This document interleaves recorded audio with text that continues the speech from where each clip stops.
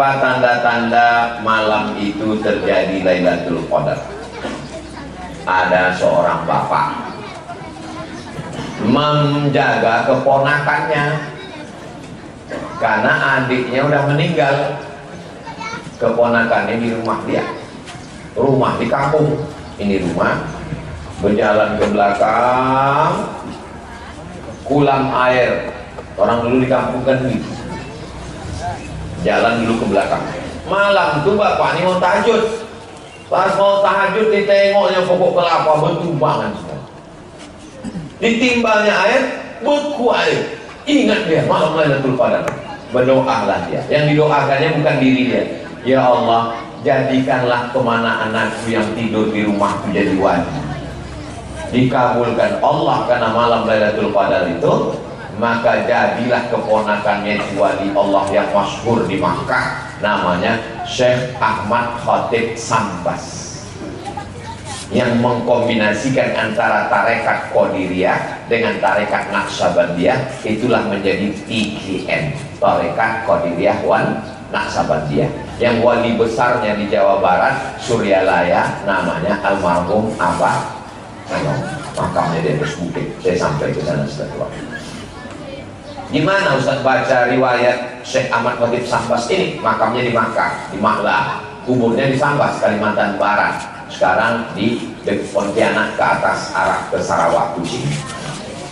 Dalam buku berjudul Biografi Ulama Nusantara, ditulis oleh Hawas Abdullah, cetakan Pontianak, gambar sampulnya ceret menuang air, menunjukkan ada ulama yang menurunkan ilmu kepada murid-muridnya. Buku itu saya baca waktu SMP, tapi sangat berkesan cerita ini. Gara-gara cerita pokok tumbang ini, tiap malam lah bapak ini menunggu bilo pokok tumbang. 30 malam tak tumbang-tumbang. Lalu akhirnya dia pun mengingkari Lailatul Qadar. Tentang masalah Allah tunjukkan pada engkau, tak ditunjukkan pada yang lain, itu namanya khosais, keistimewaan. Berarti kau didudukkan Allah satu tempat. Tapi bahwa tiap malam, tiap Ramadan ada Lailatul Qadar, janji Allah, inna anzalnahu fi Lailatul Qadar. Ya Rasulullah, apakah Lailatul Qadar itu sampai hari kiamat? Kata Nabi, sampai hari kiamat ada Lailatul Qadar. Tapi jangan menunggu pohon tumbang air. Malam tadi Pak Ustaz, saya terbangun. Pas saya terbangun mau minum, saya tuangkan ceret itu. Pak Ustaz, tak tumpah. Betul Qadar. Dia tak tahu bini dia habis ngambil air dari freezer. Saya tanya dulu orang rumah, jangan cepat langsung ambil 100 miliar. Ini baru berzikir 2 hari, ikut tersuluk balik. Nampak cahaya nur tu Pak Ustaz. Malam tadi jam 2 malam tengok sebelah bercahaya bini saya Pak Ustaz. Bini kau sedang meriksa handphone kau. Kan ini tu orang sekarang mudah aja menarik kesimpulan. Saya waktu umroh kemarin Pak Ustaz, pas di Masjidil Haram, jumpa saya orang berjubah putih, baju putih, berjanggut putih. Memang begitu jamaah India Pakistan. Suka membuat cakap. Jadi Lailatul Qadar itu Pak Ustaz tandanya apa? Orang yang dapat Lailatul Qadar itu, kata Imam Abul Fida Ismail Ibnu Katsir dalam tafsir Al-Qur'anil Azim, Allah rahasiakan tak ada yang tahu siapa dapat taubat nasuha. Allah rahasiakan tak ada yang tahu siapa dapat haji mabrur. Allah rahasiakan tak ada yang tahu siapa dapat sholat wusta. Allah rahasiakan tak ada yang tahu siapa dapat doa 1 titik hari Jumat. Allah rahasiakan Lailatul Qadar. Supaya apa? Supaya kita tetap berharap ingin dapat tahun ini. Coba kalau datang SMS tahun lalu, sudah dapat. Oh, so masjid sekarang. Pas ditanya, kau tak masjid? Aku dah dapat. Jadi apalah tujuan kita tak tahu Lailatul Qadar itu? Supaya tetap berharap supaya dapat. Dan kalau sudah dapat, tanda-tandanya adalah ada perubahan. Dulu temperamen pemarah, sesudah Lailatul Qadar itu lembut. Dulu ngamuk-ngamuk ke ibu. Setelah itu, bang, aku mau berangkat, kau cuci piring, gosok anak, pel lantai. Iya lah. Itu bukan Lailatul Qadar, tersapu.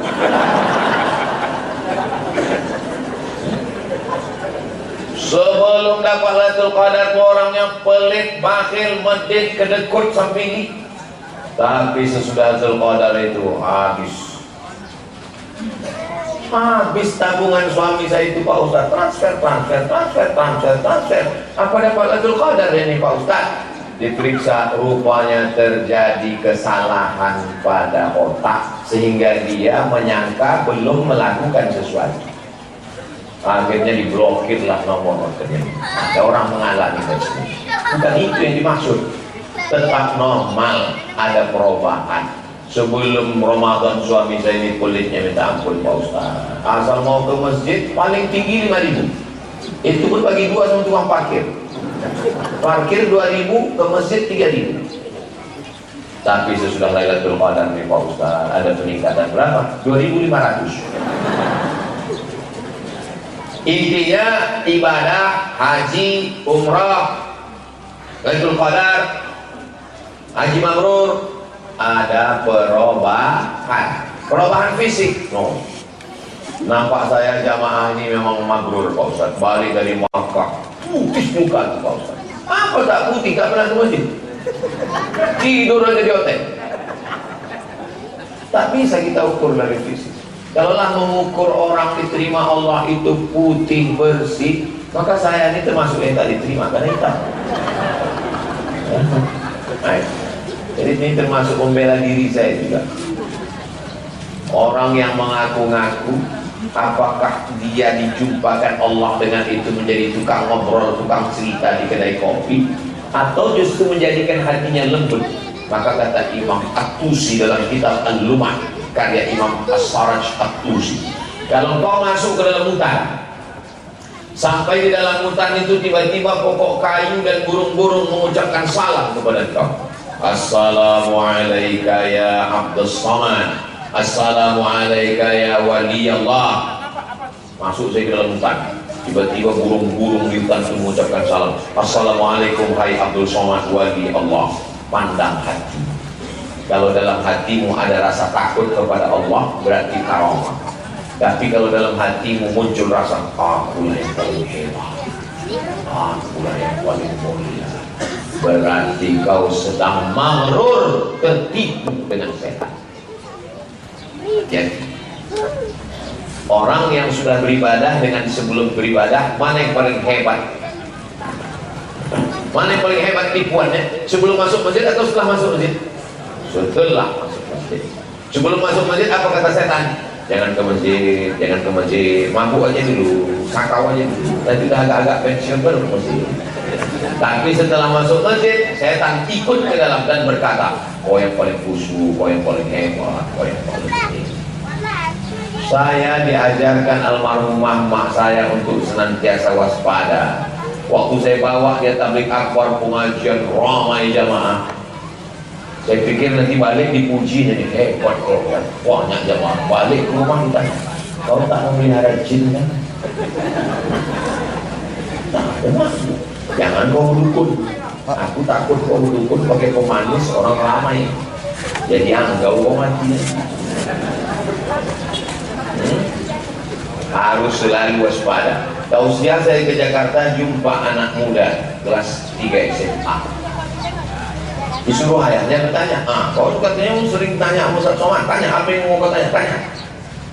Tanya, apa perasaan Ustaz waktu dikerumuni orang-orang? Belum pernah ada orang bertanya. Biasanya orang tanya, Ustaz, bumi itu bulat atau petak? Apa perasaan Ustaz waktu dikerumuni orang banyak? Saya bilang, aku waktu dikerumuni orang banyak, ramai menyambut bersalaman berkerumun, yang kurasakan sedih dalam. Kenapa Ustaz sedih? Karena orang itu lebih ikhlas daripada aku. Orang yang mencium tanganku itu lebih ikhlas daripada aku. Karena waktu tanganku cium, aku merasa aku lebih mulia. Aku mau sekali tangan. Orang itu datang dengan hamba Allah mendengar hadis. Aku datang mungkin karena ingin direkam, karena ingin dipuji, karena ingin dimuliakan. Boleh jadi orang itu lebih dulu masuk surga daripada aku, orang itu lebih diakui Nabi Muhammad daripada aku, orang itu lebih tulus daripada aku. Itulah yang kurasakan waktu jumpa orang banyak. Diam, dia diam, aku lebih diam. Mudah-mudahan kita semua diridhoi Allah. Amin. Abdul Somad itu pahala ceramahnya mungkin sudah tak ada lagi tersisa, karena sudah dihabiskan oleh viewer, follower, dan subscriber. Tapi masih ada satu lagi harapan. Apa dia? Jamaah yang tulus ikhlas mendoakan, matikan Ustaz Somad di dalam husnul. Semangat pula dia mengambil. Intinya kita saling mendoakan. Mudah-mudahan keluarga kita sakinah mawaddah warahmah, anak-anak soleh dan solehah, diberikan kita Ramadan, diberikan kita Lailatul Qadar, diberikan kita khusyuk dalam sholat, harta kita bisa bermanfaat untuk umat dan agama Allah, mati dalam keadaan la ilaha illallah, masuk ke jannah bersama Rasulullah.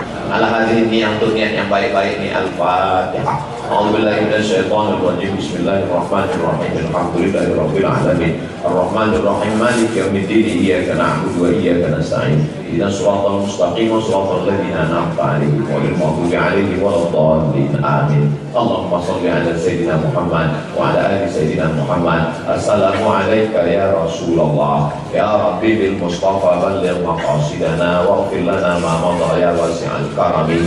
Ya qadiyal hajat, engkau yang menunaikan hajat. Ya Rafi'at darajat, engkau yang mengangkat darajat. Iqdi hajatina, tunaikanlah segala hajat kami, hajat dunia dan hajat akhirat.